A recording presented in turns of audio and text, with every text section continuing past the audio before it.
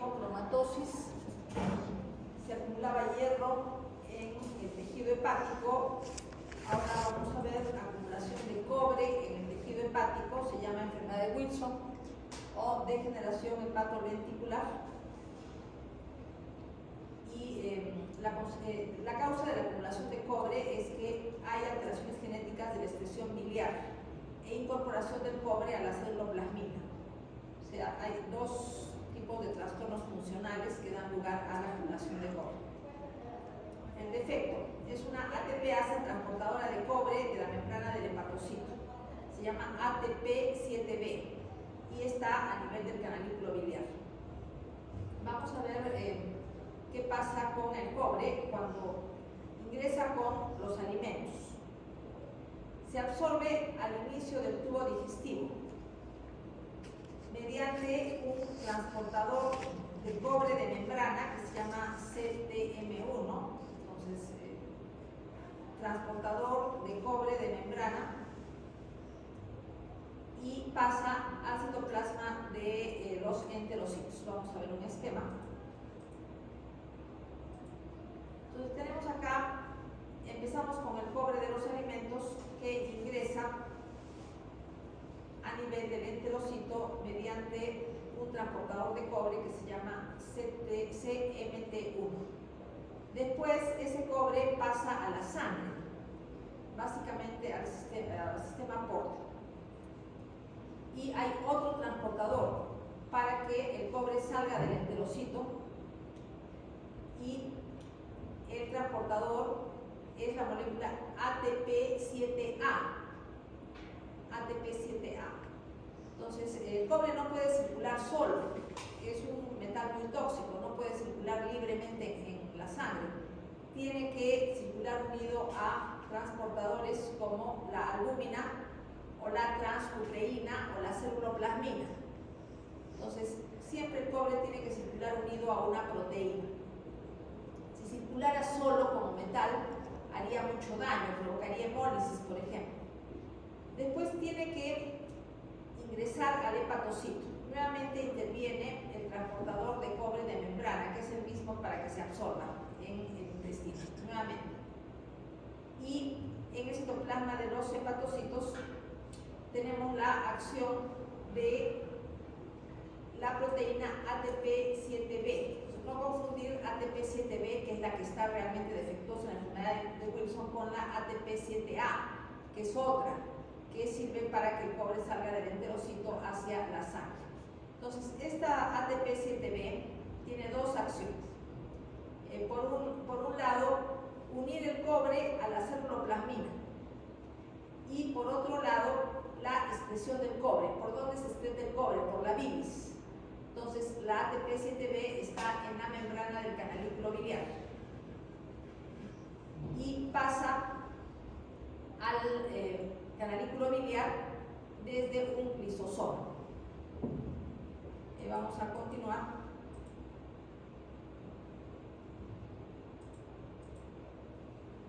Hay que tener en cuenta que todas las proteínas que sirven para almacenar cobre en los citoplasmas de las células se llaman metallothioneínas. Son proteínas ricas en cisteína que se unen a iones cobre, zinc, cadmio y protegen a la célula de la toxicidad de estos. Para regresar al plasma, el cobre debe unirse a la célula-plasmina. Y acá interviene también la ATP7B. Decíamos que la ATP7B tiene dos acciones, una de unión de cobre a célula-plasmina y la otra la excreción biliar. La célula-plasmina es una de las ligadoras de cobre y es la principal transportadora en la sangre. Pero no es la única, porque cobre en la sangre puede circular unido a albúmina, unido a transcutreína. Al envejecer, célula-plasmina es intoxicada por el hígado, catabolizada en los lisosomas, y el cobre unido a ella se elimina por la bilis. Interviene ATP7B. Entonces, nuevamente, ATP7B en la membrana del canalículo biliar para que el cobre pase a la bilis. Y de la bilis evidentemente se excreta por medio de las heces, ¿no? Pero hay que tener en cuenta que cuando está circulando unido a centroplasmina, puede depositarse en varios tejidos. Cuando hay un exceso de cobre y la persona es normal, aumenta la excreción urinaria de cobre. O sea, el cobre se excreta mediante la bilis y el cobre se excreta mediante la orina y mediante las heces, porque sale al intestino por medio de la bilis. ¿Qué daño le hace el cobre al hígado? Varios tipos de daño: esteatosis, hepatitis aguda y o hepatitis crónica, cirrosis hepática, necrosis hepática masiva. Pero no solamente el cobre se almacena en el hígado, el cobre también se almacena en el cerebro a nivel de los ganglios basales,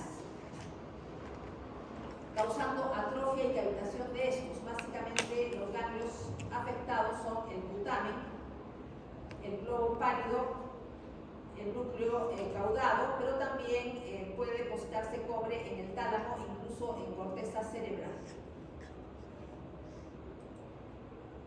Se puede depositar en las córneas, pero en los bordes de las córneas, lo que se denomina limbo esclerocorneal, dando lugar a una coloración parda o verdosa que se llama anillo de Kaiser-Fleischer.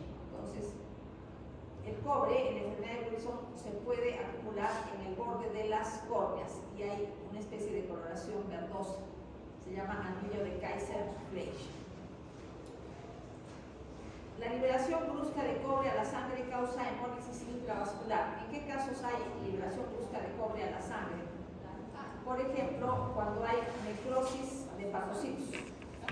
Los hepatocitos que almacenan cobre en exceso pueden experimentar necrosis, porque es parte de la enfermedad de Wilson. Entonces, ese exceso de cobre en el citoplasma de hepatocitos va a pasar a la sangre, dando lugar a hemólisis intravascular. Pasamos a la deficiencia de alfa-1 antitripsina. Ustedes recuerdan a la alfa-1 antitripsina a propósito del enfisema pangacinar. Cuando hablamos de enfisema pangacinar, decíamos que la elastasa de neutrófilos y la elastasa de monocitos destruía las fibras elásticas de los septos alveolares, dando lugar a enfisema pangacinar. También decíamos que el tabaquismo inactiva la alfa-1 antitripsina normal, dando también enfisema pangacinar. Sabemos que la alfa-1 antitripsina es sintetizada en el hígado y neutraliza pues la elastasa, tanto de neutrófilos como de monocitos. Ahora, el alelo normal, que es el más frecuente, se denomina M, y la expresión de los alelos es codominante. O sea, los dos alelos se expresan. El alelo normal, el más frecuente, es el M, entonces lo normal sería MM.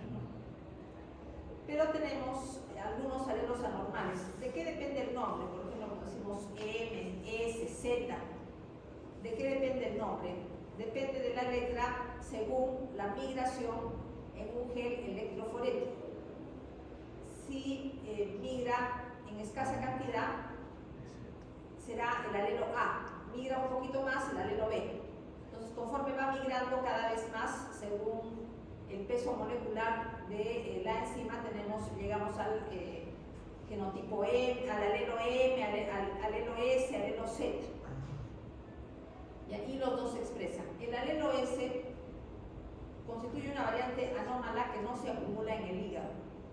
Se degrada fácilmente. Entonces tenemos concentraciones bajas de la proteína, más o menos el 50%. Si hay concentraciones bajas, quiere decir que hay un riesgo de enfisema pangacinar, como es lógico. Ahora, el alelo de mayor anormalidad es el Z, ¿no? Y en este alelo hay un mal plegamiento de la proteína, se acumula en el retículo plasmático rugoso. No puede pasar al aparato de Golgi para su presión hacia la sangre. Se retiene en el retículo plasmático rugoso, causando distensión y causando estrés del retículo endoplasmático, que ya eso se les ha explicado, entonces el estrés del retículo endoplasmático. Entonces, ¿qué pasa con los homocigotes del alelo Z? O sea, ZZ. Enfisema pulmonar de tipo pan-acinar empeorado por el tabaquismo. Ahora, ¿qué pasa con los heterocigotes? Tienen también, heterocigotes sería ZM. Como hay una expresión codominante, los dos alelos se expresan, o sea que habría proteína normal del alfa-1 antitripsina. Pero de todas maneras tienen riesgo de enfisema pulmonar de tipo pan-acinar empeorado por el tabaquismo. Hay que tener en cuenta que hay un factor ambiental que es el tabaquismo. O sea, no basta tener el factor genético, sino hay que tener en cuenta la presencia o no del tabaquismo. La alfa-1 antitripsina se retiene en el retículo endoplasmático rugoso. ¿Qué daño causa en el hígado? Hepatitis neonatal, como colestasis y fibrosis, cirrosis infantil, cirrosis que aparece en los niños, lo cual es sumamente temprano. Hemos hablado de la cirrosis de la esteatohepatitis no alcohólica, de las personas con sobrepeso. Hemos hablado de la cirrosis alcohólica, pero esta es una cirrosis que afecta a niños. Hepatitis crónica y esteatosis. Como se retiene en el retículo endoplasmático rugoso, en una biopsia hepática, cuando se colorea con PAS, se puede ver unos gránulos PAS positivos. Estos gránulos significan retículo endoplasmático rugoso distendido, y ahí se ha acumulado la proteína.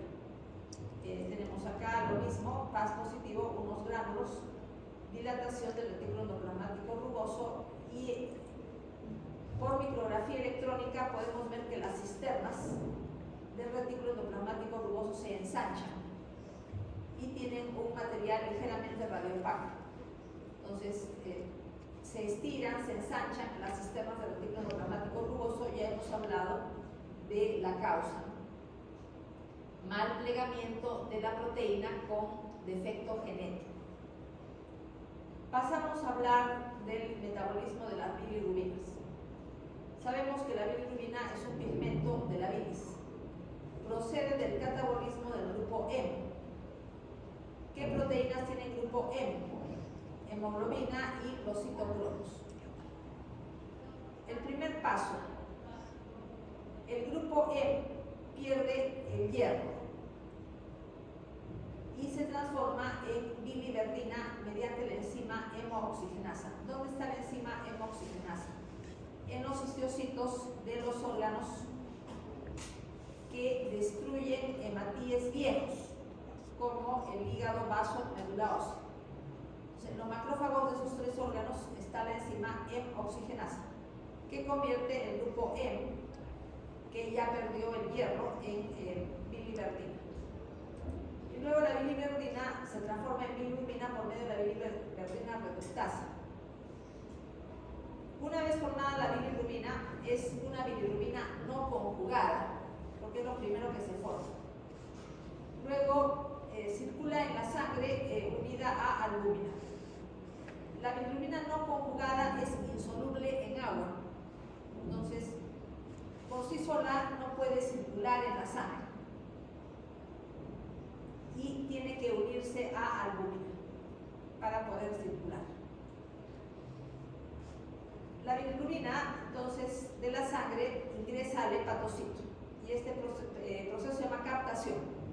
O sea, el ingreso de la bilirrubina al hepatocito, captación. En el hepatocito la bilirrubina se conjuga con una o dos moléculas de ácido glucurónico. ¿Qué enzima realiza la conjugación? La enzima UDP glucuronil transferasa.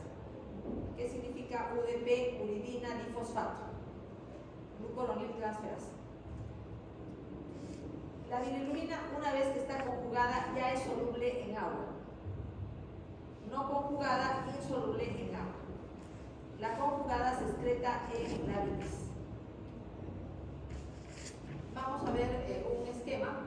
Tenemos acá la hemoxigenasa, biliverdina reductasa, hasta que se forma la bilirrubina, que ingresa al hepatocito. Hemos dicho que se llama captación. Luego viene la glucuronización, que es la conjugación con ácido glucurónico, finalmente la excreción hacia el canal biliar y de ahí llega a la bilis.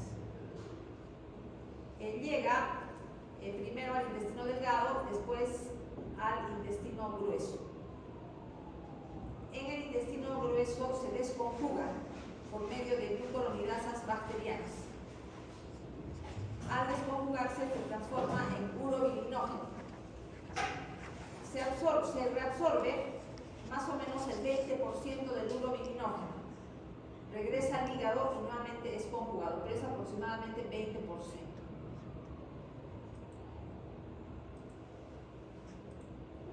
Entonces, hemos dicho que regresa al hígado mediante la circulación enterohepática. Más o menos, está mal. Se reabsorbe 20% y con las heces sale el 80%. Luego, al reabsorberse, regresa al hígado y nuevamente se puede conjugar. Nuevamente se conjuga y vuelve a salir a la bilis. Pero una parte del urobilinógeno puede salir por la orina, como un pigmento biliar en la orina. Luego vamos a ver formación y función de los ácidos biliares. La bilis tiene entonces un pigmento, que es la bilirrubina. Tiene además ácidos biliares, pero los ácidos biliares no están como tales, están como sales biliares. Los ácidos biliares proceden del colesterol, pero los ácidos biliares son solubles en agua, tienen grupos carboxilo en las cadenas laterales. El colesterol, que da lugar a los ácidos biliares, es insoluble en agua porque prácticamente no tiene grupos de solubilización. Los grupos de solubilización son los grupos hidroxilo y el grupo carboxilo. Entonces, este ya es un ácido biliar, es el ácido cólico. Entonces, el ácido cólico ya es soluble en agua. Pero para que el ácido biliar se transforme en una sal biliar, tiene que conjugarse con los aminoácidos glicina y taurina. Los ácidos biliares son cólico y quenodeoxicólico y se conjugan con los aminoácidos glicina y taurina para transformarse en sales biliares. Entonces, ¿qué tenemos en la bilis? Empezamos con la bilirrubina. En segundo lugar, sales biliares, que sirven para la digestión de las grasas y para la absorción de vitaminas liposolubles. Pero la bilis tiene también colesterol y un fosfolípido, que es la fosfatidilcolina, que le decimos también lecitina. ¿Cuál es la importancia de la fosfatidilcolina y de las sales biliares? Sirven para solubilizar el colesterol. Caso contrario, ¿qué pasa cuando el colesterol no tiene quien lo disuelva? El colesterol precipita, como cálculos en la vesícula, cálculos de colesterol. Entonces, tener concentraciones adecuadas de fosfatidilcolina y sales biliares en la bilis ayuda a que no se formen cálculos.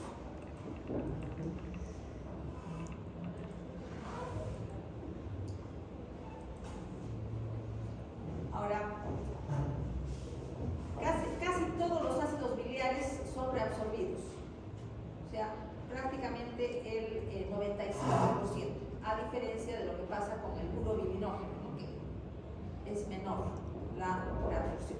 Pero aquí prácticamente todo se reabsorbe, 95%. Conjugados o desconjugados por acción bacteriana. El 5% pasa a las heces, porque el 95% regresa a la sangre. En el hígado se reconjugan y pasan nuevamente a la bilis.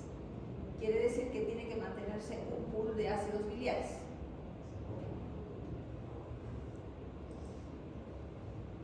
¿Cómo se elimina el colesterol? El colesterol se elimina en la bilis, de manera directa, como colesterol, porque el colesterol es un componente de la bilis. Pero también se elimina mediante el 5% de ácidos biliares no son reabsorbidos, porque hemos dicho que los ácidos biliares proceden del colesterol. O sea, si los ácidos biliares se excretan por la bilis, es una forma de que el cuerpo se deshaga del colesterol. Entonces, esto pues puede evitar, por ejemplo, la formación de ateromas, pues está eliminando el colesterol. Claro que puede haber una ingesta excesiva o algún tipo de trastorno metabólico que puede hacer que esta eliminación del colesterol sea insuficiente para evitar los ateromas, o sea, para evitar que las LDL pasen a la ingle. Regresamos a la bilirrubina. Decíamos que tan pronto se forma la bilirrubina, es una bilirrubina no conjugada, insoluble en agua. Necesita la albúmina para poder circular, pero siempre hay una fracción pequeña no conjugada que circula sola, ¿no? Que no está unida a la albúmina. Y el problema es que puede atravesar la barrera hematoencefálica inmadura de los neonatos, dando lugar a toxicidad cerebral. Pero en el adulto eso no pasa. En el adulto la barrera hematoencefálica ya es normal. Por lo tanto, los adultos que tengan exceso de bilirrubina no conjugada en la sangre, pues no van a tener ninguna enfermedad cerebral, pero los recién nacidos sí. Van a tener un daño cerebral severo que se denomina kernicterus. Y la bilirrubina conjugada, decíamos que es soluble en agua, se une a la albúmina laxamente y se excreta en orina. Si es soluble en agua, entonces pues se puede excretar en orina. Causas de hiperbilirrubinemia no conjugada. Exceso de producción, tal como se ve en anemias hemolíticas, eritropoiesis ineficaz. Ya mencioné antes en qué consiste la eritropoiesis ineficaz. Quiere decir que los precursores de glóbulos rojos se forman en la médula ósea, pero tienen algún defecto. Por lo tanto, se forman e inmediatamente son destruidos en la misma médula ósea y no pueden salir a la sangre. A eso se denomina eritropoiesis ineficaz. Y puede dar lugar a una hiperbilirrubinemia no conjugada. Catabolismo de la sangre a partir de una hemorragia interna. Entonces, no se pierde el hierro. Y el grupo M de los restos del sangrado se convierte en bilirrubina. Seguimos con bilirrubinemia no conjugada. Reducción de la captación hepática. Interferencia de fármacos con transportadores de la membrana hepatocitaria. O sea, tenemos que la bilirrubina tiene que entrar al hepatocito mediante un transportador, o sea, una proteína de la membrana hepatocitaria. Y en algunas variedades del síndrome de Gilbert vemos también bilirrubinemia no conjugada. Alteraciones de la conjugación. Si la conjugación no funciona bien, entonces va a haber una hiperbilirrubinemia no conjugada. Entre las causas de mala conjugación, ictericia neonatal, porque el hígado está inmaduro y no tiene las UDP, glucuroniltransferasa 1:1 que el niño necesita. Ictericia de la lactancia. La leche tiene glucuronidasas, por lo tanto puede desconjugar el ácido glucurónico. Las glucuronidasas de la leche pueden absorberse y desconjugar el ácido glucurónico y la bilirrubina. Síndrome de Crigler-Najjar tipos 1 y 2. Tipo 1. Deficiencia genética total de UDP glucuroniltransferasa. Tipo 2. Deficiencia genética parcial de UDP glucuroniltransferasa. En algunas enfermedades enfermedades del síndrome de Gilbert hay alteraciones de la conjugación. Cuando hay enfermedad hepatocelular difusa como cirrosis o hepatitis, entonces hay alteraciones de la conjugación.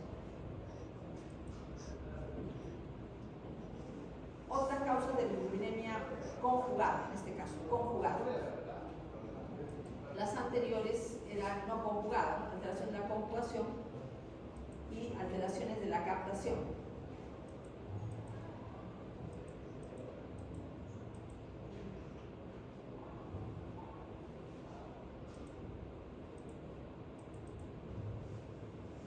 Deficiencia de transportadores de la membrana canalicular. Síndrome de Lewin-Johnson. Ausencia de la proteína MRP2, que es proteína de resistencia a múltiples fármacos. Es un transportador que saca fármacos del citoplasma de los hepatocitos, pero también sirve para el transporte de bilirrubina conjugada. Pero en este caso el problema es la excreción. Entonces la hiperbilirubinemia es a predominio conjugado. Síndrome de rotor, también hiperbilirubinemia conjugada por deficiencia en la excreción. Tenemos después alteraciones del flujo biliar, por ejemplo, litiasis de vías biliares. Ejemplo, litiasis del coledo, que se llama coledocolitiasis. Va a haber obstrucción al flujo biliar. Y la obstrucción al flujo biliar va a dar lugar a una hiperbilirubinemia conjugada.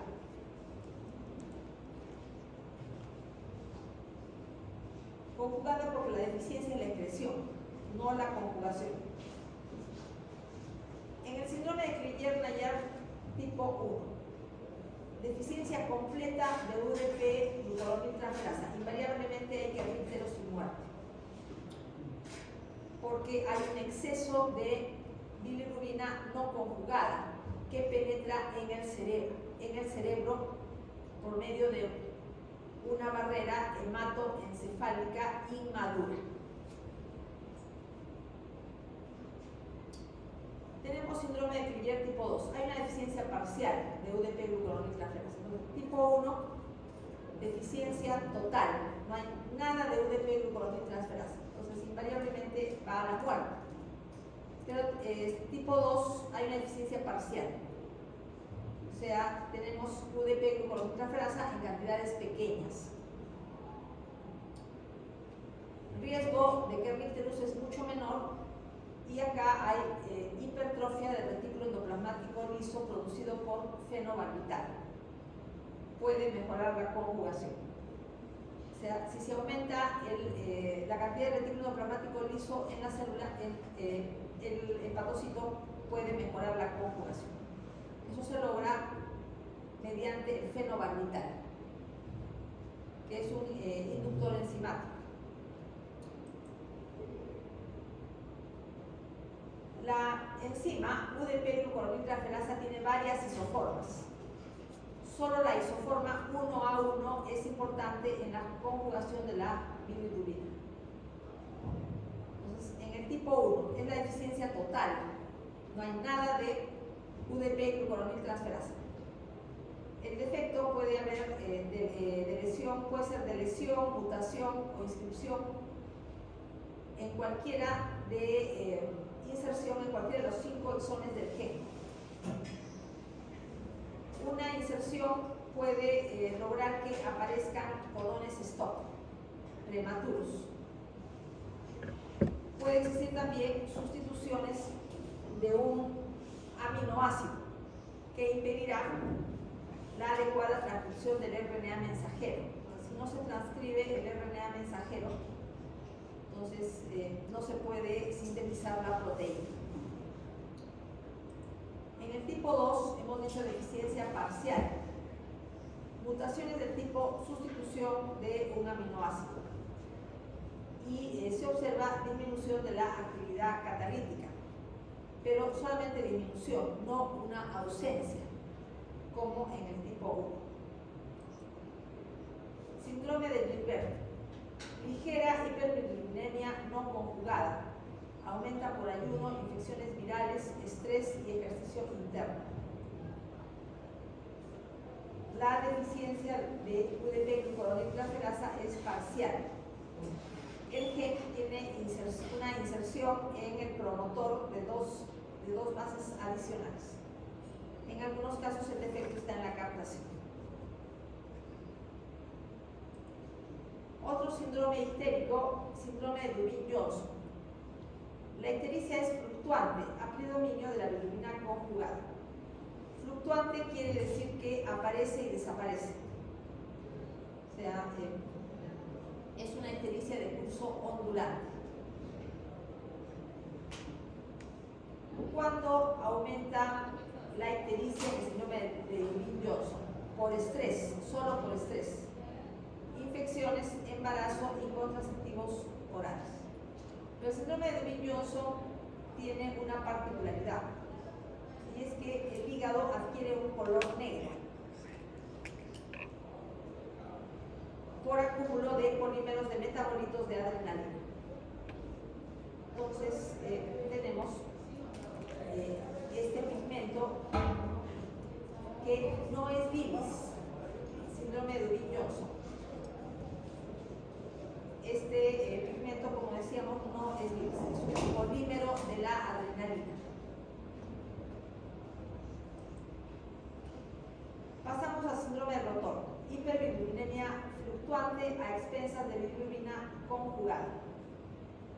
Tiene buen pronóstico y no requiere tratar. Defectos en la captación y en la excreción hacia el canalículo biliar. Pero aún así no requiere tratamiento porque la ictericia es fluctuante a expensas de la bilirrubina. En el síndrome de Rotor no existe la pigmentación del hígado del síndrome de Dubin-Johnson. Entonces, en el síndrome de Dubin-Johnson el hígado es negro por el acúmulo de pigmento marrón parecido a la adrenalina. Pasamos a la colestasis. Retención de bilis en el hígado por impedimento total o parcial de la llegada de bilis al duodeno. Entonces, ¿qué sustancias de la bilis aumentan en la sangre? Bilirrubina y otros componentes de la bilis, como por ejemplo los ácidos biliares, que van a dar lugar a prurito. Y también se eleva en sangre el colesterol. Como se eleva en sangre el colesterol,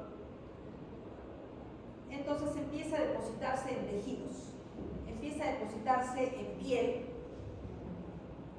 estructuras periarticulares, dando lugar a lo que llamamos santomas, y también se describen acúmulos de colesterol en párpados, pero en párpados se denominan santelasmas.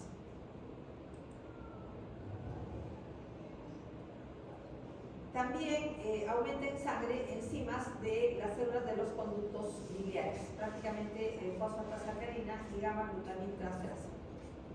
Disminuye la absorción de vitaminas liposolubles.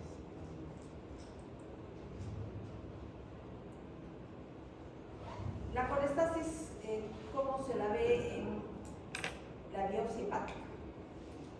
Acúmulos de bilis en canalículos biliares con dilatación de conductos biliares y presencia de bilis. Ahora, también en el espacio porta va a haber una proliferación de conductos biliares cada vez que haya una obstrucción biliar.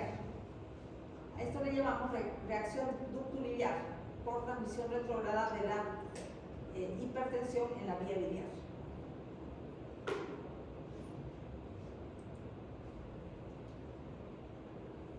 Ahora, el pigmento biliar puede estar en el citoplasma de los hepatocitos o puede estar en el canalículo biliar. Si está en el citoplasma de los hepatocitos decimos colestasis intracelular, pero la bilis es tóxica para el hepatocito, ¿no? Y el hepatocito va a experimentar cambios degenerativos, pudiendo llegar a la necrosis. Colestasis de larga evolución da lugar a lo que se llama cirrosis biliar. O sea, se ha retenido bilis en el hígado por daño a los espacios porta o hacia los lobulillos hepáticos. Vamos a ver un esquema. Entonces, la colestasis puede ser intracelular. El pigmento biliar está dentro del hepatocito, o puede ser canalicular. Está en el canalículo biliar y se forman lagos más o menos grandes de bilis. Ahora, en la bilis, en el citoplasma de los hepatocitos es tóxica. Entonces, lo que sucede es la muerte por apoptosis. Estos hepatocitos están con cambios degenerativos por la bilis, eso se llama degeneración plumosa.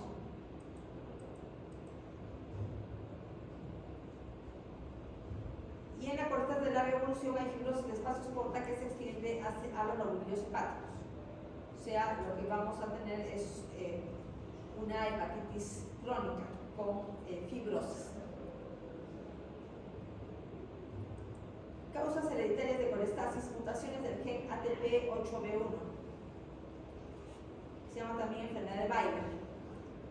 Hay una colestasis intrahepática benigna recurrente.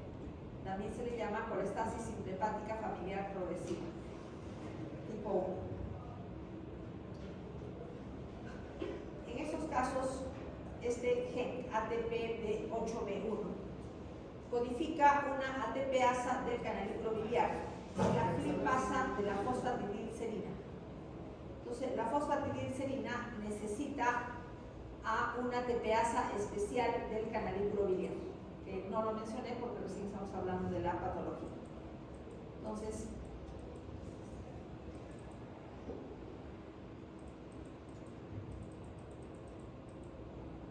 Entonces lo que tenemos es una colestasis intracelular cuando la bilis está dentro del hepatocito y una colestasis canalicular cuando se va acumulando bilis en el canalículo biliar. En algún momento puede haber una ruptura del canalículo biliar o de la membrana de los hepatocitos. En esos casos tenemos que el hepatocito muere por necrosis o por apoptosis.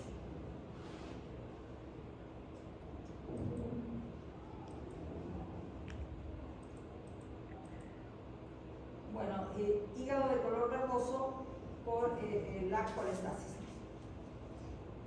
Vemos acá en el hígado se ve con las células hepáticas grupos de linfocitos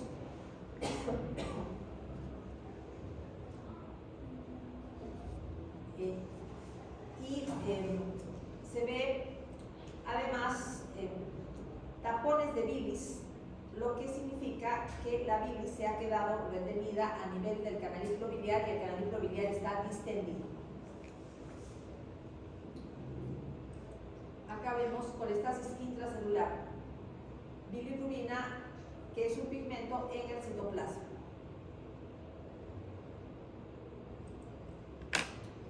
Pasamos al tema de colestasis neonatal.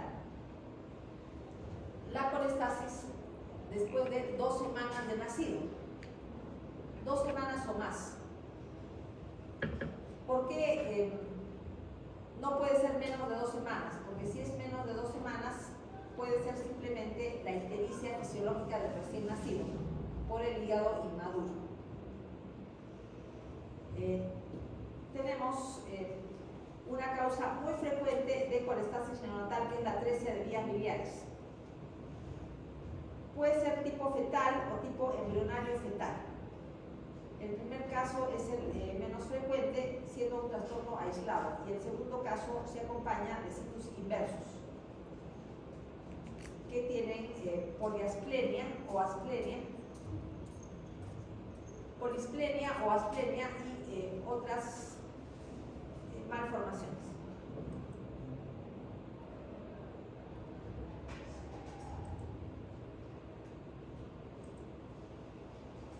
¿Cuál es la forma más frecuente? La atresia perinatal.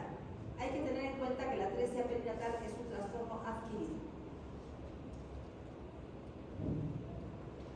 Y en la atresia de vías biliares se destruyen las vías biliares por un proceso inflamatorio de causa infecciosa en el periodo neonatal. Están incriminados reovirus tipo 3, rotavirus, citomegalovirus, papilomavirus humano y toxinas.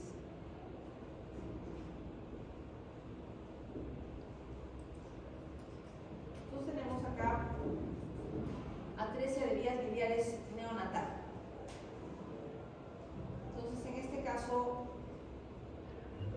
sí ha habido una ramificación adecuada del tallo que ha logrado ingresar por medio del líquido hepático, pero hay una inflamación que causa una destrucción fibrótica del lumen. Eso sucede en el conducto hepático derecho, izquierdo, también en relación con la vesícula biliar. Llega a afectar hasta la vesícula biliar, entonces es frecuente que no haya vesícula biliar. ¿Qué es lo que pasa cuando estos conductos mayores se obliteran? Que sería la forma adquirida, o sea, la forma perinatal, la forma adquirida de la atresia de vías biliares. Vemos que en algún momento empieza a aparecer la fibrosis. Y además hay proliferación de dúctulos biliares.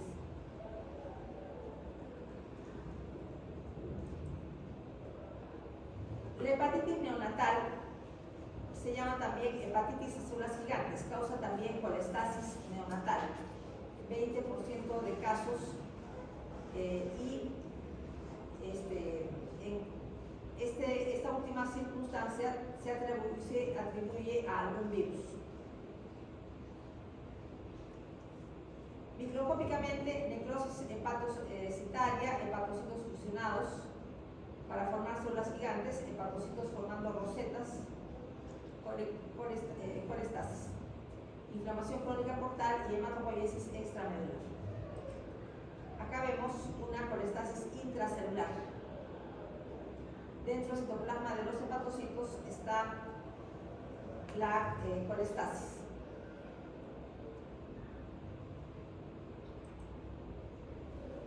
Cirrosis biliar secundaria. Es la cirrosis consecuencia de la obstrucción biliar. Entonces tiene que haber una obstrucción prolongada del árbol biliar. Siempre se sobreagrega un proceso infeccioso porque tenemos bilis retenida. Y ahí, esta bilis retenida tenemos que puede servir como caldo de cultivo de bacterias del tubo digestivo. Las bacterias llegan a la vesícula biliar o al árbol, a la vesícula biliar o al árbol biliar desde el intestino. Entonces, las bacterias del intestino pueden llegar al árbol biliar mediante esta forma.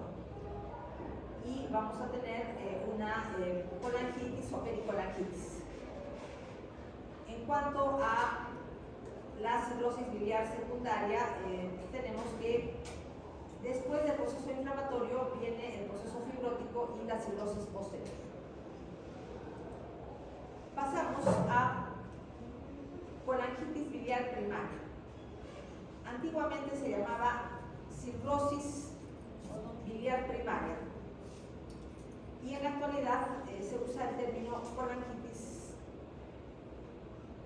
colangitis biliar primaria. Se destruyen los conductos hepáticos mediano o pequeño calibre. Después hay inflamación y fibrosis posterior.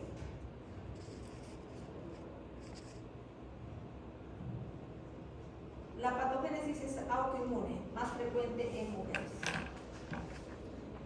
¿Quién destruye a los conductos biliares intrahepáticos de mediano o pequeño calibre? Linfocitos TCD8. Linfocitos TCD8, con la cooperación de linfocitos TCD4. En la colangitis biliar primaria hay unas características microscópicas parecidas a la destrucción inmune del epitelio de los conductos biliares que se encuentra en la enfermedad injerto versus Westman. ¿No? Hay que tener en cuenta eso. Son enfermedades diferentes. Una es enfermedad injerto versus Westman y la otra es colangitis biliar primaria, pero el daño a los conductos biliares es parecido. ¿Cuál es la lesión inicial? Sucede en el espacio porta. Inflamación de los espacios porta, necrosis del epitelio de los conductos biliares y formación de granulosa. Entonces, los conductos biliares terminan por necrosarse. Pero la lesión se extiende más allá del espacio porta. El proceso inflamatorio se extiende hacia hepatocitos que rodean el espacio porta. Alrededor de estos espacios hay proliferación de conductos biliares pequeños. Esto se llama reacción muscular y una de las causas es hipertensión portal. ¿Qué se ve además en la colangitis biliar primaria? Además de la destrucción de conductos biliares medianos y pequeños de los espacios porta, se observa una fibrosis septal, puentes fibrosos que parten de espacios porta hacia el resto del parénquima. Por ejemplo, puentes fibrosos porta-porta, o sea, de un espacio portal hacia otro espacio portal. O si no, de un espacio porta a la vena centrolobular, que sería un tracto fibrótico, o entre dos venas centrolobulares. Y finalmente cirrosis, en la que se observan puentes fibróticos y nódulos de regeneración. ¿Cuál es lo típico de la colangitis biliar primaria? Anticuerpos antimitocondriales. Es un marcador serológico, posiblemente no interviene en la patogénesis. Eso quiere decir que quien destruye a las vías biliares de los espacios porta son básicamente linfocitos T, linfocitos T CD8, porque los anticuerpos son un marcador serológico para confirmar la infección, pero no realizan daño por sí mismos. Los anticuerpos antimitocondriales están dirigidos contra el complejo enzimático de la cara interna de la mitocondria, que se llama componente E2 del complejo piruvato deshidrogenasa. Vemos acá nódulos pequeños y una tonalidad verdosa. Acá lo que se ve es un espacio porta con un conducto biliar que está siendo atacado por linfocitos y histocitos, básicamente.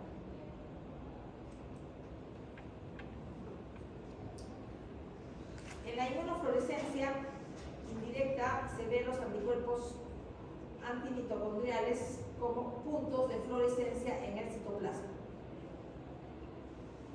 Esto se ve con microscopio de inmunofluorescencia.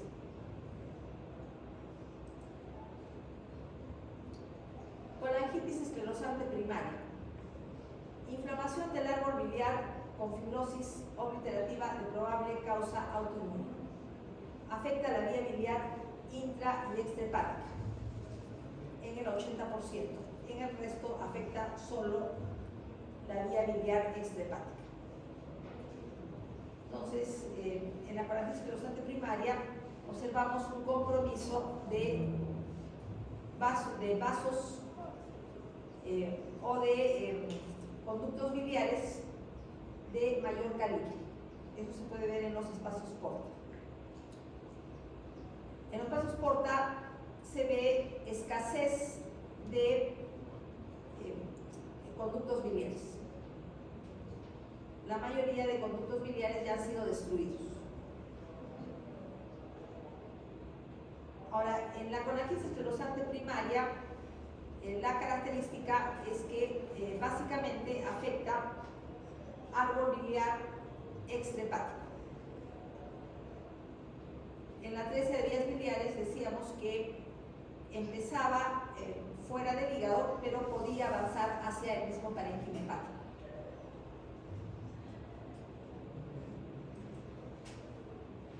Vemos acá un aspecto arrozariado del árbol biliar con la angiografía retrógrada, con estrechamientos y dilataciones.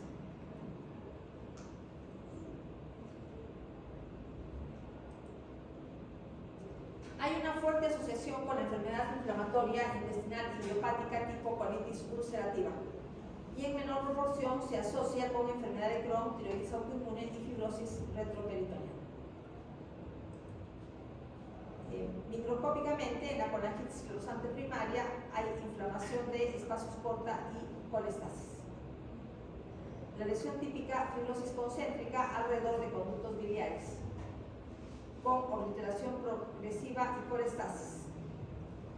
Cirrosis biliar secundaria.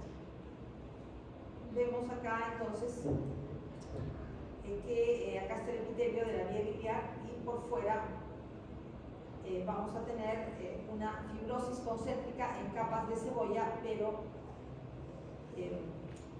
bueno, es una fibrosis concéntrica, pero también hay una destrucción en menor grado del epitelio de la vía biliar, no en grado tan fuerte como se ve en la conaquitis biliar primaria. Seguimos con alteraciones de las vías biliares. En los espacios porta se pueden formar microamartomas de conductos biliares, se llaman complejos de Meyer. Las vías biliares están dilatadas y de forma irregular en un espacio porta. Entonces le decimos microamartomas de conductos biliares. Otra alteración de las vías biliares es el quiste del colédoco. Puede no comunicar con el árbol biliar. Si comunica, tiene la forma de dilatación o divertido. El quiste del colédoco tiene como complicaciones la litiasis, ictericia, colangitis, estenosis, pancreatitis y neoplasias. Pasamos a la enfermedad de Caroli. Múltiples dilataciones de vías biliares intrahepáticas y fibrosis de los espacios porta.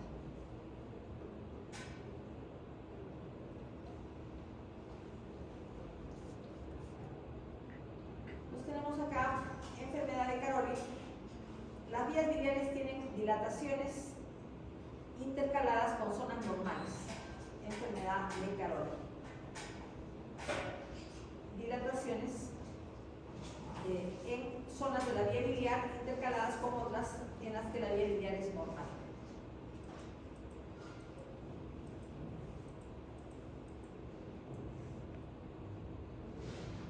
Las complicaciones, litiasis intrahepática, infecciones de la vía biliar y colangiocarcinoma. Enfermedad hepática poliquística. Se asocia a enfermedad poliquística renal del adulto, que es autosómica dominante. Los quistes hepáticos no comunican con el árbol biliar. Entonces, esta es enfermedad hepática poliquística. Acá, el síndrome de Caroli. Fibrosis hepática congénita con dilataciones quísticas del árbol biliar intrahepático. ¿En qué consiste la fibrosis hepática congénita? Se asocia a enfermedad poliquística renal infantil, que es autosómica recesiva. el parénquima hepático está surcado por bandas anchas de fibrosis. Y en los bordes de las bandas hay conductos biliares mal formados y un riesgo de colangiocarcinoma. Tenemos acá entonces fibrosis hepática congénita, donde se puede ver acá, por ejemplo, hígado normal, acá también, y acá. Y en los bordes de esos tractos fibrosos se encuentra proliferación de conductos biliares. Displasia arteriohepática o enfermedad de Alaguiri. Causa colestasis neonatal. Disminuye el número de conductos biliares en los espacios porta. Eso se denomina escasez de conductos biliares. Y después fibrosis hepática. Malformaciones cardiovasculares de retina y el sistema esquelético se pueden también unir a el cuadro clínico de la enfermedad de Alaguiri. En resumen, escasez de conductos hepáticos en los espacios porta. Vemos acá malformaciones de la vía biliar, empezando con la enfermedad de Caroli, que ya la he explicado. Después sigue la fibrosis hepática congénita, en la cual, como ya hemos visto, de los espacios porta pueden salir tractos fibróticos, y en esos tractos fibróticos encontramos conductos hepáticos. Puede haber a los costados de los nódulos de regeneración áreas de proliferación de conductos biliares a partir de células madre hepáticas.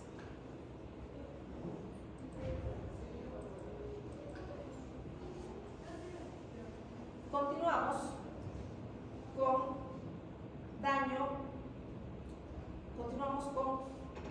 daño a la circulación hepática. Daño a la circulación hepática. Empezamos con alteraciones de la arteria hepática. Después vamos a ver alteraciones de la vena porta. ¿En qué casos hay oclusión de la arteria hepática? Puede ser una lesión quirúrgica, puede haber una inflamación de la arteria. Tal es el caso de la poliarteritis nodosa. Y las inflamaciones de las arterias se pueden acompañar de trombosis. Complicación de la trombosis, tromboembolismo y embolismo tumoral. O sea, cualquiera de estas es una causa de oclusión de la arteria hepática. Consecuencia, el infarto rara vez en el hígado, rara vez, porque el hígado tiene una circulación doble, le llega sangre por dos vías, por la vena porta y por la arteria hepática. Entonces, cuando realmente hay una oclusión de la arteria hepática, entonces el infarto puede ser isquémico, con flujo portal disminuido o hemorrágico, con una sufusión hemorrágica. En el caso de post-trasplante, cualquier lesión de la arteria hepática va a dar lugar a necrosis de las vías biliares. Hay que tener en cuenta eso en el caso de trasplante hepático. Cualquier oclusión de arteria hepática va a terminar en necrosis de vías biliares. Esta es una zona de infarto, es un infarto anémico en su mayor parte. Y una rama periférica de la arteria hepática se encontraba con un trombo. Acá también vemos infarto hepático con dos focos hasta 3 de infarto. Trombo en rama periférica de la arteria hepática, tejido hepático hemorrágico. Oclusión y trombosis de la vena porta. Congestión intensa de vasos mesentéricos. Va a haber infarto intestinal, hipertensión portal de inicio agudo. la causa más frecuente, la pilefleboides, por extensión de un proceso infeccioso abdominal. Pues, ¿qué cosa es la pilefleboides? Inflamación de la vena porta. Flebo significa vena. Entonces tenemos pilefleboides, inflamación de la vena porta. Extensión del proceso infeccioso abdominal. Por ejemplo, colecistitis, apendicitis. Otras causas de oclusión y trombosis de la vena porta. Cateterización de vena umbilical en recién nacidos. Mediante un proceso inflamatorio que se extiende a la vena porta. O sea, se cateteriza la vena umbilical en recién nacidos, por ejemplo, ¿en qué casos? Por ejemplo, para ponerle transfusiones. A veces tienen que cateterizar la vena umbilical en los recién nacidos. Y puede haber un proceso inflamatorio que se extiende hacia la vena porta, dando lugar a fibrosis y oclusión. Otras causas de trombosis de vena porta, traumatismos abdominales, estados de hipercoagulabilidad y extensión de un proceso inflamatorio de vena esplénica hacia la vena porta, lo que sucede durante la pancreatitis. Pasamos al síndrome de Bandy o esclerosis hepatoportal. Se caracteriza porque la esplenomegalia es muy llamativa, de tipo congestivo con hiperesplenismo, o sea, exacerbación de las funciones del vaso, secuestro y destrucción de células sanguíneas. Por lo tanto, puede haber en este caso pancitopenia, porque secuestra y destruye glóbulos rojos, glóbulos blancos y plaquetas. Hay una hipertensión portal intrahepática presinusoidal sin cirrosis. Congestión pasiva crónica del hígado. Insuficiencia cardíaca derecha. La hipertensión venosa llega al hígado por vía retrógrada, a raíz del corazón derecho, una mala función del corazón derecho. Y llegando al hígado, se distribuye hacia las venas centrolobuliares y hacia los sinusoides. En consecuencia, hipoxia de hepatocitos con atrofia y necrosis centrolobular de la zona T, de la zona 3 del acino hepático, ¿no? Ya recordamos el acino hepático, zona 1, zona 2, zona 3. La zona 3 es la que está más cerca a la vena centrolobular, más lejos de la sangre oxigenada,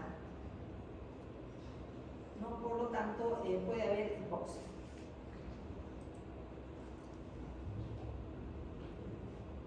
Cuando hay congestión pasiva crónica del hígado, se describe un aspecto especial del tejido que se llama hígado en nuez moscada.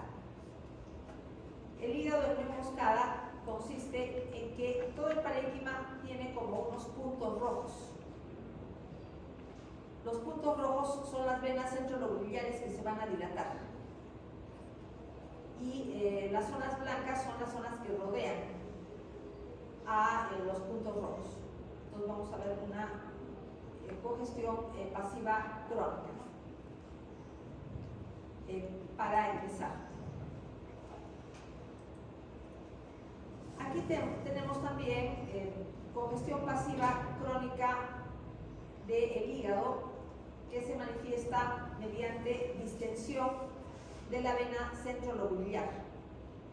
Distensión de la vena centrolobular con atrofia, y puede haber necrosis hemorrágica de los hepatocitos de la zona 3 del acino hepático. En la anemia drepanocítica tenemos una obstrucción de vasos pequeños,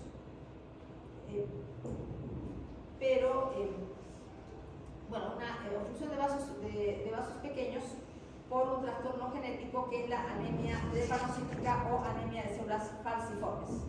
Como sabemos, en anemia drepanocítica se produce la cristalización de la hemoglobina, porque es una hemoglobina anormal, y la cristalización de la hemoglobina deforma los hematíes de modo que estos ya no pueden pasar por los capilares sinusoides.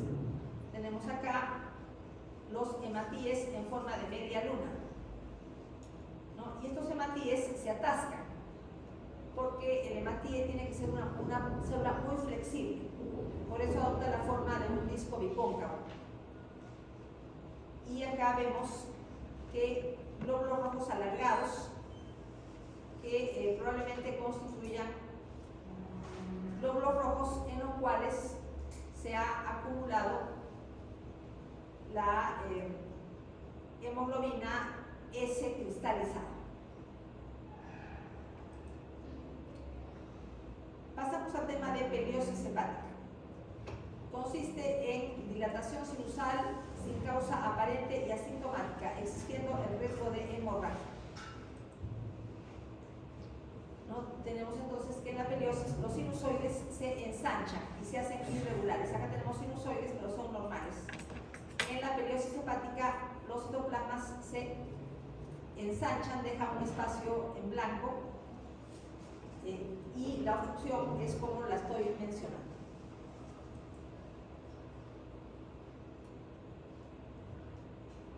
La peliosis es asociada a esteroides anabólicos, anticonceptivos y danazol. El danazol es un antiestrógeno usado en el tratamiento de la endometriosis. También tenemos la congestión pasiva crónica de hígado por trombosis de las venas hepáticas. A la trombosis de la vena hepática se le llama síndrome de Bucciari. Entonces va a haber una obstrucción al drenaje venoso que va hacia alguna de las suprahepáticas que contiene el trombo. El resultado es congestión pasiva crónica del hígado. ¿Cuáles son las causas de trombosis de venas hepáticas? Tenemos los tumores hepáticos y renales, el síndrome de Trousseau. Creo que ustedes recuerdan lo que es el síndrome de Trousseau. Significa tromboflebitis migratoria. Sepsis, policitemia, hemoglobinuria paroxística nocturna, uso de anticonceptivos orales y estados de hipercoagulabilidad. En un estado de hipercoagulabilidad, los trombos se forman fácilmente en nuestro árbol circulatorio. Enfermedades de ramas pequeñas de la vena porta. Hipertensión portal no cirrótica, una causa es la fibrosis de la esquistosomiasis. Obliteración de ramas pequeñas de la vena porta. Puede asociarse a HIV, uso de drogas, toxinas, inmunodeficiencias y enfermedades autoinmunes.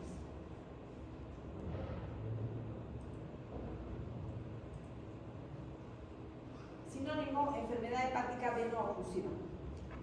Inicialmente estuvo descrita en Jamaica y en India y hay fibrosis subendotelial.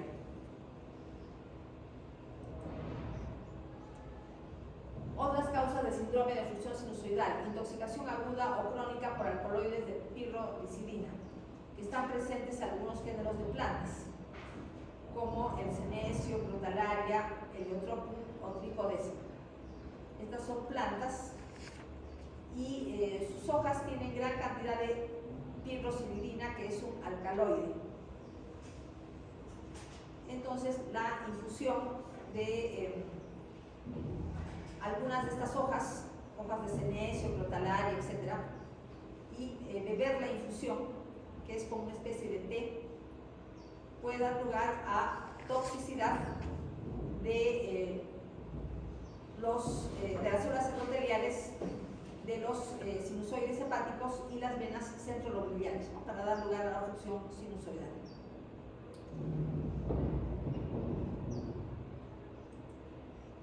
Otras causas: trasplante de médula ósea, consecuencia de fármacos usados antes del trasplante o de la irradiación corporal, quimioterapia, patogénesis, toxicidad endotelial sinusoidal, desprendimiento de las células endoteliales necróticas y obstrucción vascular fibrótica posterior. Tenemos acá lo que se tiene es una descamación del epitelio de la vena centrolobulbar, pero también por dentro podemos ver que hay una fibrosis, ¿no? Por fuera de la íntima podemos encontrar que hay una fibrosis de la pared de la vena. Acá tenemos lo mismo, síndrome de obstrucción sinusoidal, colágeno dentro del lumen de la vena centrolobulbar, o sea, trombo organizado dentro del lumen de la vena centrolobulbar, que forma parte del síndrome de obstrucción sinusoidal. Este es un resumen de los trastornos circulatorios hepáticos, en donde podemos encontrar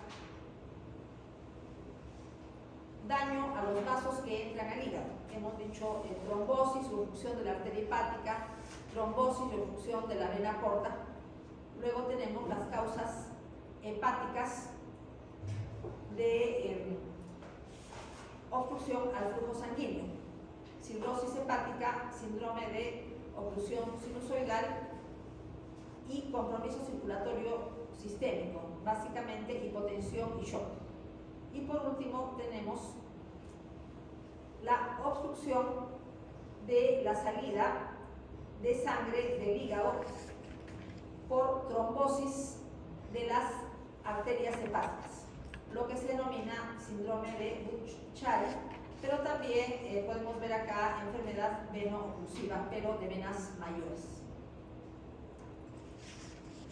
Pasamos al tema de preeclampsia y eclampsia.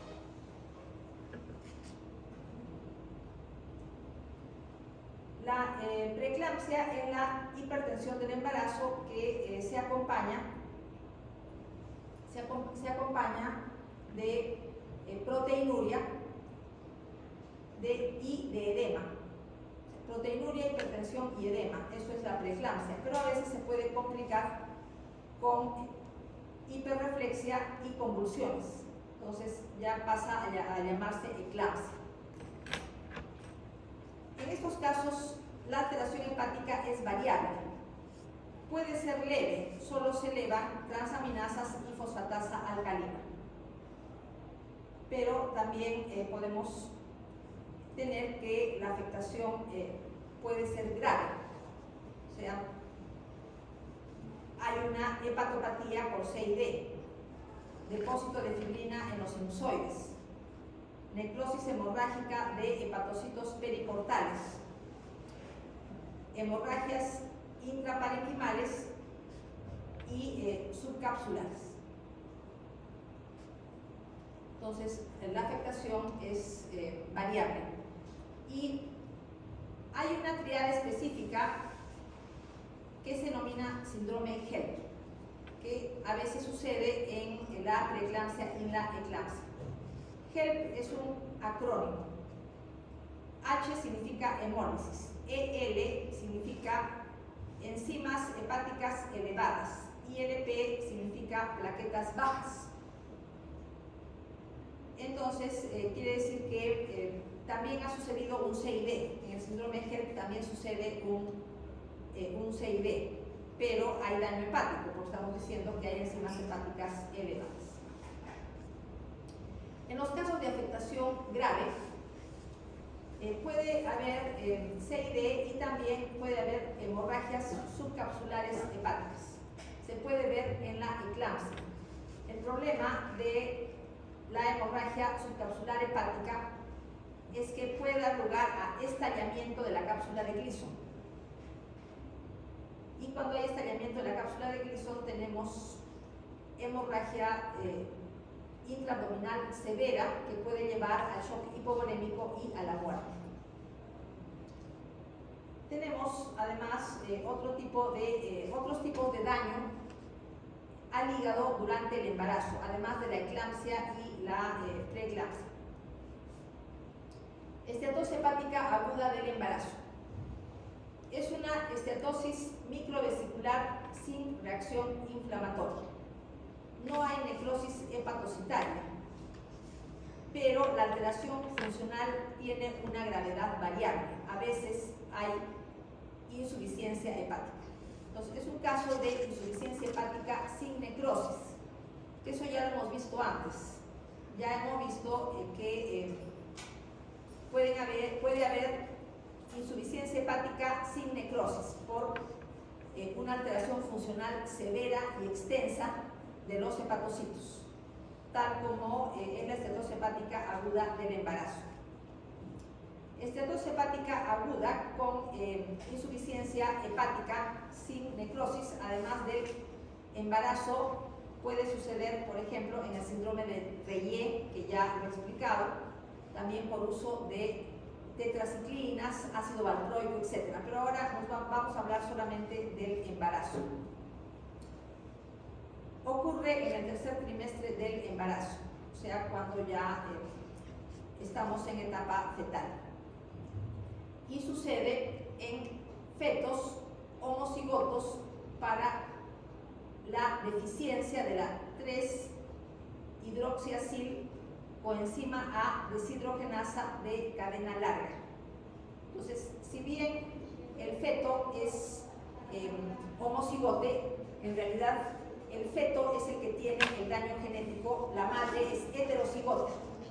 La madre es heterocigota para la deficiencia de 3-hidroxiacil coenzima A deshidrogenasa de cadena larga.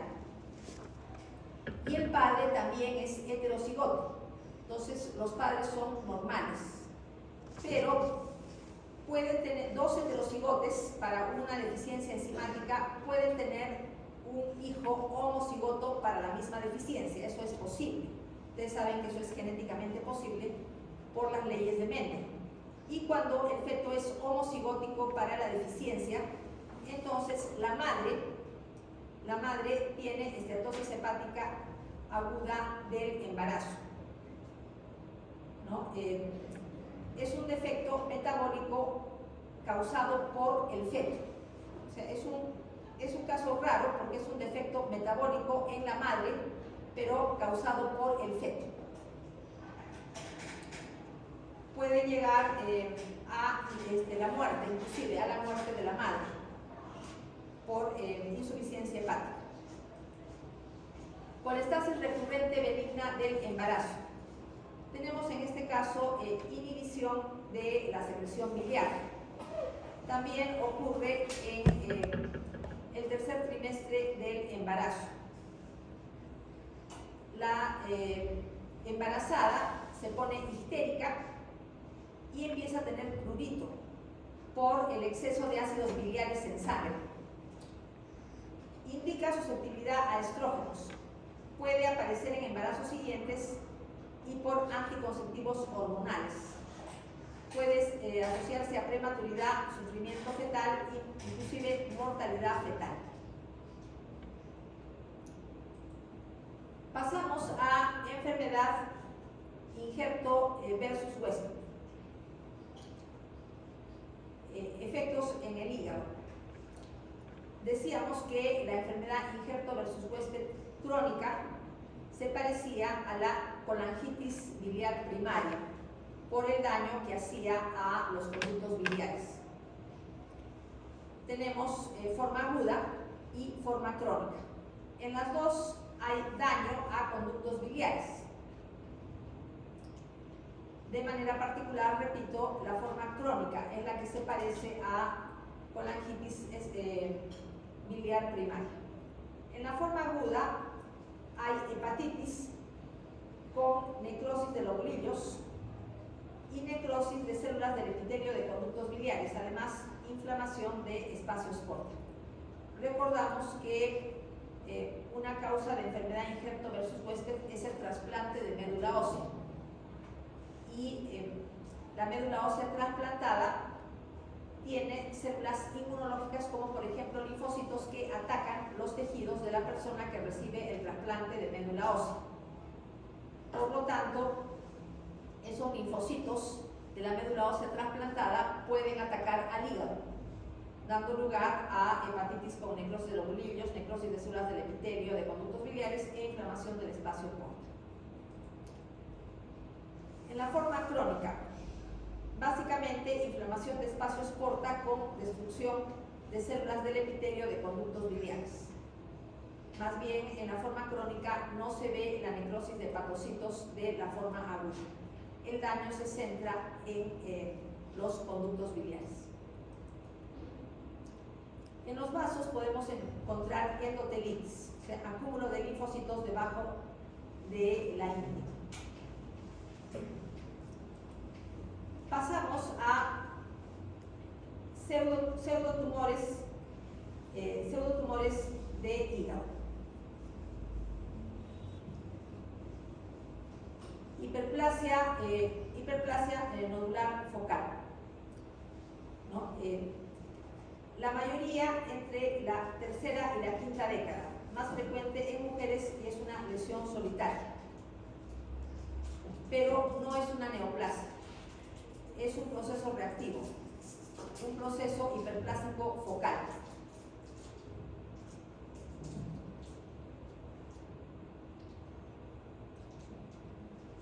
Sucede en una zona central fibrótica de la que parten bandas de disposición radiada y se asume que la zona fibrótica es una zona donde ha habido un daño hepático, por ejemplo un daño isquémico, y ha habido una curación con fibrosis, o sea, se ha formado una cicatriz en alguna determinada zona del tejido hepático y de esa zona cicatricial parten bandas de tejido fibroso de disposición radiada y el parénquima hepático de la zona se hiperplasia. Entonces, por eso decimos hiperplasia nodular focal. O sea, la fibrosis cicatricial más la hiperplasia de los hepatocitos, que siempre sucede, como ya sabemos, cuando hay un daño hepático.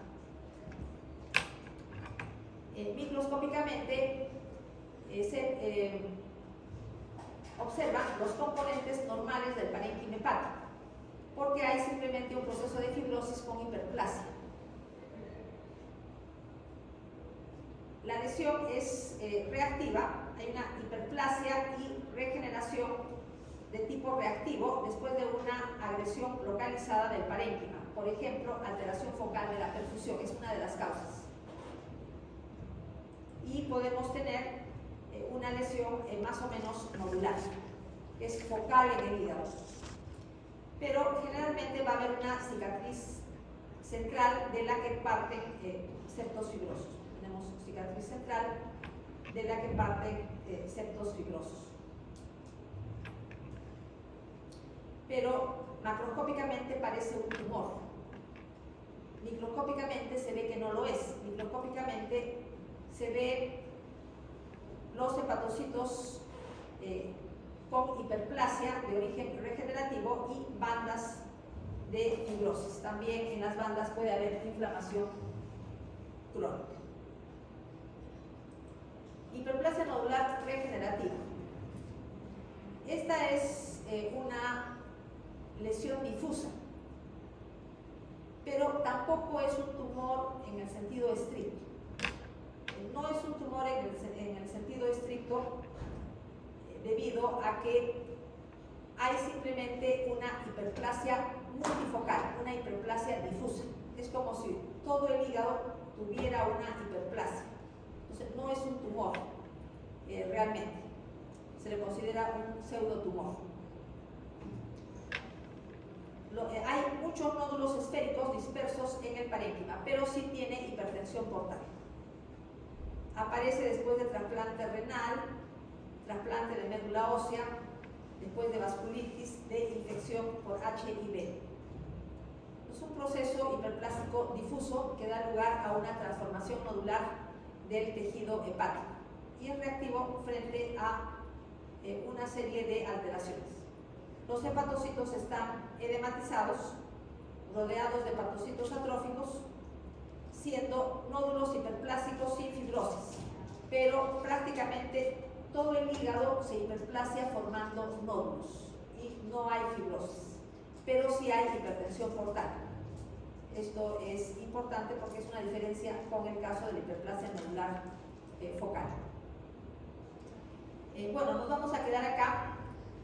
Continuamos, terminamos el día viernes, pero es posible que el día sábado tengan el examen. pero en el examen va a entrar también patología de páncreas, patología de vesícula biliar, que no vamos a terminar el viernes. Entonces yo voy a grabar una clase y la voy a colgar en el Teams para que esté todo lo de páncreas y vesícula biliar completo para su examen de este sábado.